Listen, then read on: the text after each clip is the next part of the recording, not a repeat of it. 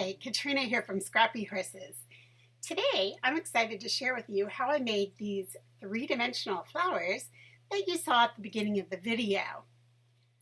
First, I started with flower cuts from the Polkadoodles collection, and I'll list that in the box below.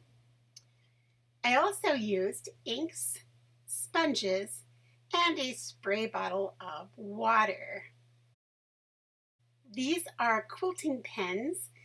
I find that I have more success if I use quilting pens because they have larger heads on them. And later in the video, you'll see what I'm talking about because I ended up pulling some smaller pens. So I used my Cricut and I cut 4 of the flowers in different sizes. So it's one flower pattern, but in 4 different sizes. So you see I have a large one, a medium small, and a small. The second step is to go in and ink these. You will be spraying them with water.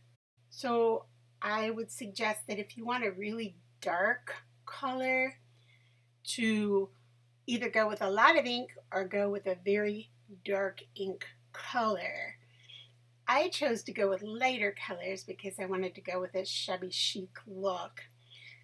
I usually go with it a little bit darker in the very center, but again, the water washed it out quite a bit, so it's not going to be nearly as dark as what you're seeing here on your screen.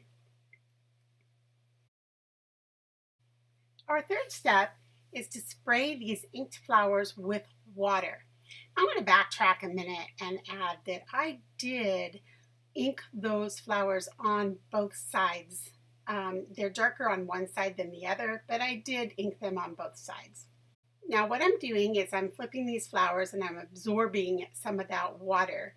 That makes the paper more malleable, and that'll make it easier for our next step.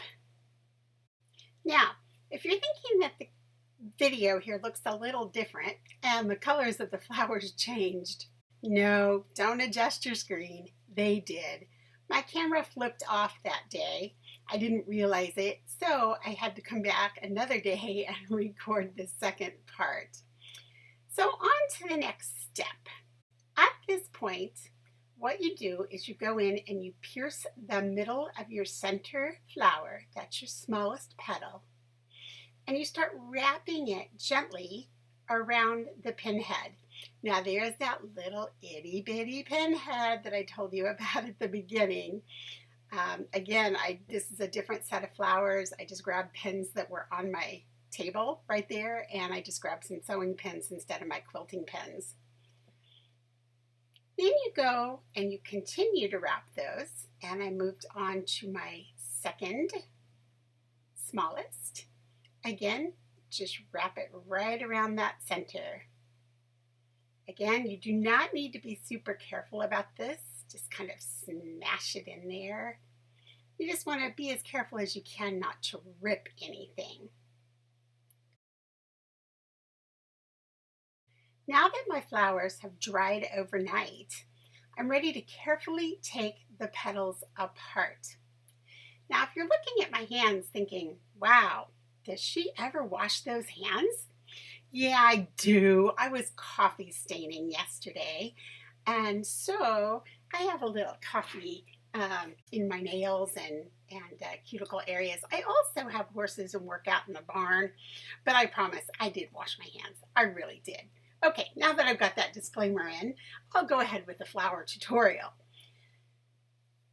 Carefully take the petals apart. Now this is a time where you're going to want to take your time and just go slowly, because it's very easy to rip these if you're not careful.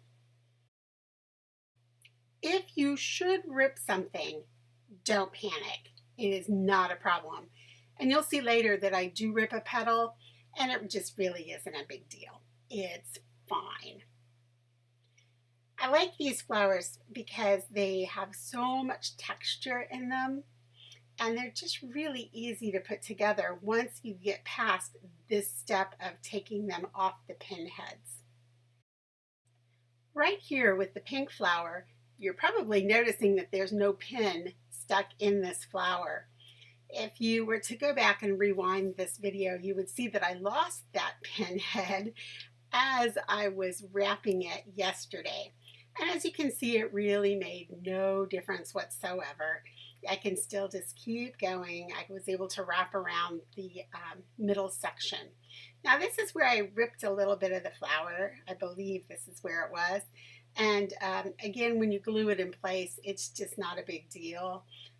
It may have actually been on the next petal. It doesn't really matter, but I did rip it. So if you do, don't panic. You can just kind of glue it in place and it all works out just fine.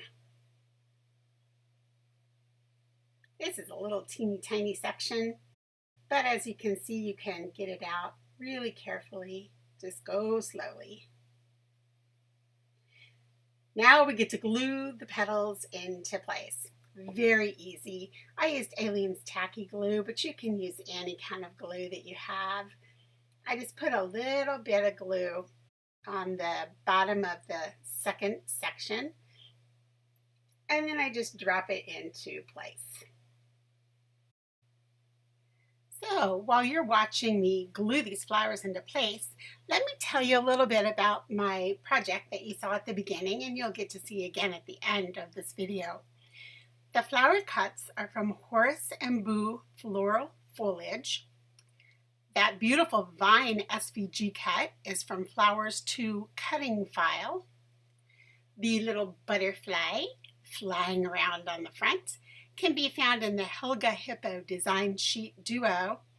And my fence paper is from Winnie Special Moments Paper Haven 3. Thanks so much for joining me today. And be sure to check back with me in a couple of weeks. I have a really fun video coming out on how to use Polkadoodles products in a whole new way. I'll see you then.